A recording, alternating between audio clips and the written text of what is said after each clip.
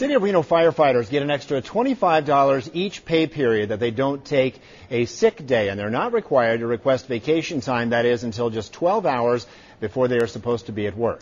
Those are just a couple of the numerous firefighter perks most people in the private sector have never heard of. In tonight's Fact Finder report, Karen Griffin scours a 100-page contract between the city and the firefighters union to see if your tax dollars are being properly spent. Karen? Shelby, what I found would astonish many who've never worked in the private sector, and even some who've worked in the who have worked in the private sector.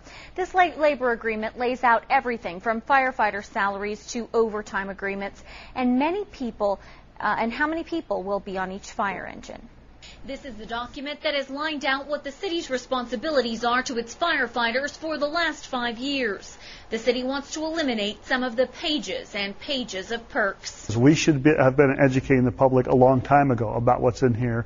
It took me several hours to dig through the labor agreement, but inside I found some clauses that appear to tie the city's hands. First, quote, requests for vacation must be in the station number 1 staffing office 12 hours in advance of the time being requested off. Just 12 hours? Why? It sounds like a way for the firefighters to get their buddies extra overtime. Mm-hmm.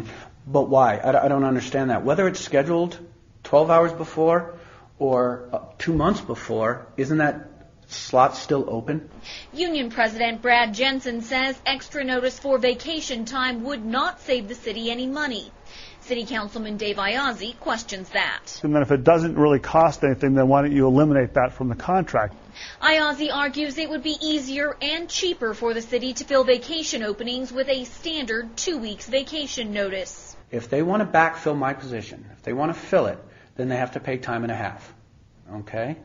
But it's their choice, not ours. It's their choice, but your contract states how many people are supposed to be on each engine. Correct, but, and this is a big but, it doesn't stipulate how many engines are going to be running in the city on any given day. The firefighters' contract clearly states that each engine in service will have 4 firefighters on it. It doesn't give the city any leeway to allow for management decisions on staffing levels for each engine. So when it comes to last-minute time off, the city's hands are tied. Either pay time and a half for a fill-in or brown out an engine. But here's another interesting perk. For each pay period in which an employee does not use any sick leave, they're credited $25 toward a post-employment health plan account. In other words, they're rewarding people for coming to work. That's in addition to their paychecks. Another interesting perk, the firefighters' uniform allowance and clothing maintenance allowance. $750 each year for their uniforms. That only pays for their blue T-shirts and pants, not their turnouts. Those are paid for separately by the city. And when a pair of pants costs $100 a pop, $750 doesn't go very far. And $12 each pay period for uniform allowance. In other words, to clean their T-shirts and pants. If you wash your uniforms in conventional washing machines, it breaks down like the Nomex. The Nomex breaks down. So that $12 is for their dry cleaning costs, an uncommon perk in the private sector.